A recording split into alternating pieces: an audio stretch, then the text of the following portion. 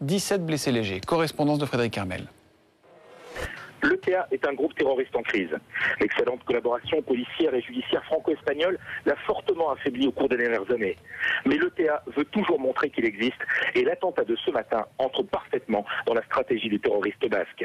C'est peu avant 11 h qu'une voiture piégée explosait dans le parking de l'université de Navarre à Pampelune, provoquant un gros incendie, mais surtout 17 blessés légers.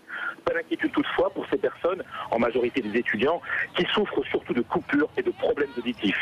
Le retentissement de la bombe fut comme toujours avec l'ETA très fort. Il semble que les terroristes ne cherchaient pas cette fois à provoquer le carnage, car une heure avant l'attentat, un membre de l'ETA avait averti les autorités par un coup de téléphone, sans préciser cependant le nom exact de l'université. Ce fut donc finalement l'université de Navarre, une cible qui est d'ailleurs habituelle, puisque c'est le 6e attentat dont est victime cette prestigieuse faculté appartenant à l'Opus Dei, célèbre mouvement catholique.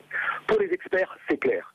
L'ETA garde une capacité de réaction et par cette bombe, les terroristes ont répondu à l'arrestation, il y a 2 jours, d'un de leurs commandos en Navarre, justement. Autre attentat au pluriel, beaucoup plus dramatique, en Inde cette fois. 12 explosions quasi simultanées ont fait au moins 56 morts et plus de 300 blessés.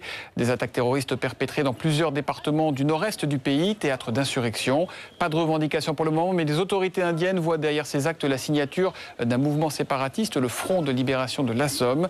Mais ses membres nient toute implication. En Afghanistan, c'est un commando de talibans